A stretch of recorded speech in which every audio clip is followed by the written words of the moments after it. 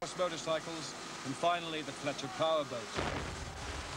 So the hovers slide away, kicking up a sandstorm as they go, and it's John Cook for the United States leading.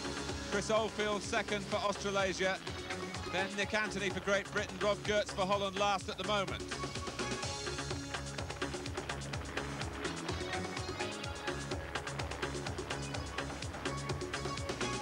John Cook, the speedway rider, and jet skier going well.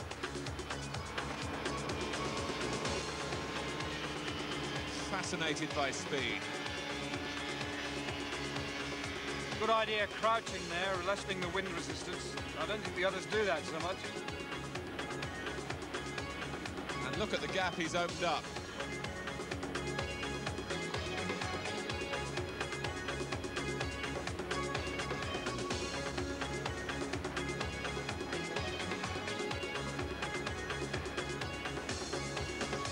And Cook's in trouble. He's losing power, he's in danger of losing the lead. United States in difficulties. The Australian Chris Oldfield is closing fast. And Oldfield goes past him. Gertz for Holland into second place. And USA disappearing towards the back, very disappointing for them, as they were mounting a genuine challenge. Only one lap, remember. It's a quick one.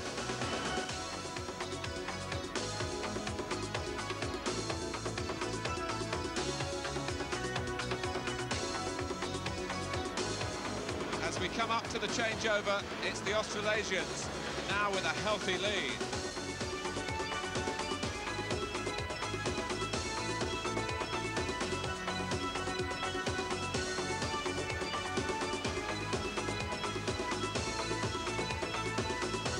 The Meteor two-seat off-road racers on the line, waiting there for the signal. There goes the flag for the Australians. And it's Louis Lewis, pasengered by Ian Matthews out front.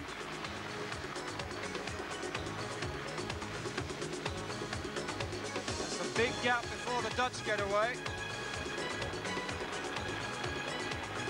The Americans in third place. And Great Britain a slow start in last position. They've got everything to do here now. 2 laps of the sandbank, and then the change over the jet skis.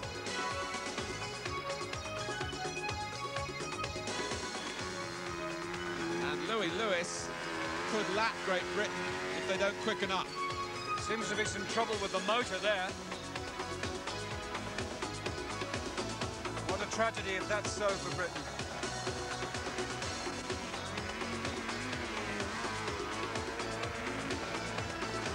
Oh dear. The Americans have stalled. I wonder if that's a mechanical problem. If they can't get going, they will give up a time penalty, and that will surely drop them to 4th place at the changeover. No problems, though, for Australasia.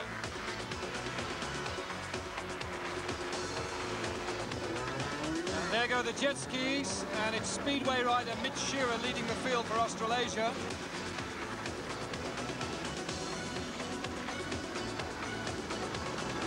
Looks like Holland's Eric Verhoef in second.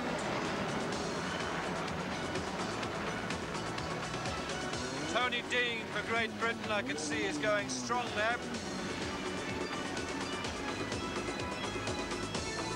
The American #1 jet skier Scott Watkins, unusually, is way back in 4th place.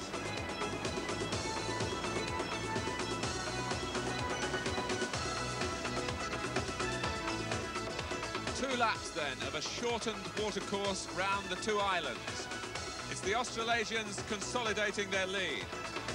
Still the bikes and the powerboats to come, but Australasia first.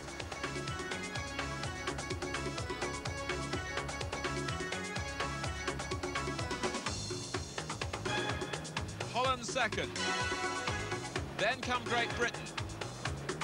And the United States still bringing up the rear. And Mitch Shearer will hand over to the Australian motocross champion, Craig Dack. Australasia well placed.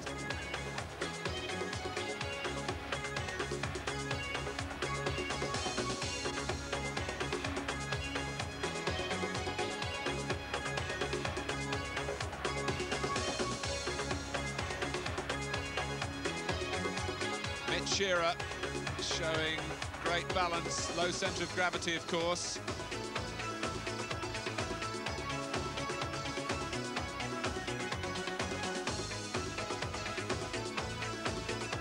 The man who's qualified for Speedway for 3 different countries: Scotland, New Zealand and Australia.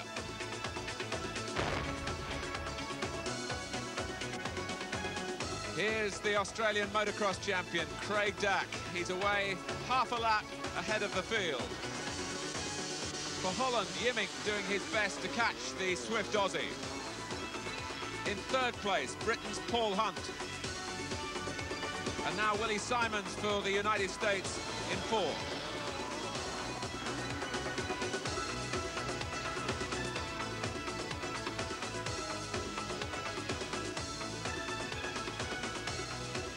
And with one more lap to the changeover, it's power boats for the last leg. Still, Australasia leads. Holland 2nd, Great Britain 3rd, United States 4th. Simons is catching Hunt for Britain. He'll still have a penalty to make up. The time penalty for the problems in the earlier stage.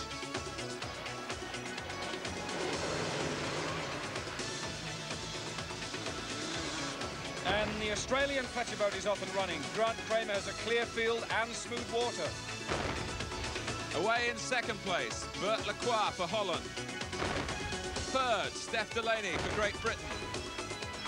The United States still last. Toby Ashley trying to pull them back into this race.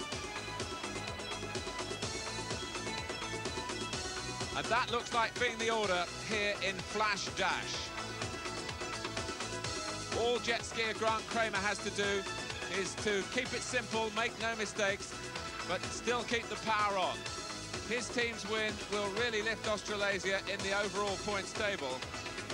Just one more event to go, remember, to decide the Run the Gauntlet champions of 1988.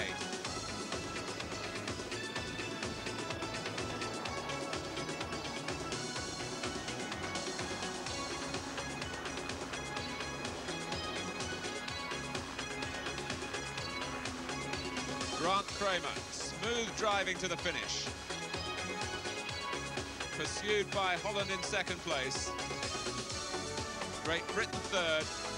And the United States inevitably 4th after that unfortunate mechanical problem in the buggy section.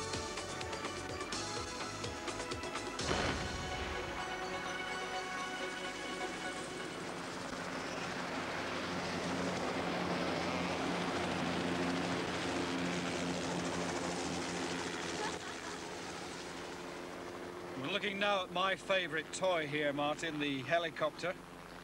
We give our thanks to Keith and Jerry, our 2 pilots, for their superb flying skills. They're more familiar, perhaps, to TV viewers for Treasure Hunt. We've seen a lot of them there. Well, the treasure for Australasia, a 20-point maximum.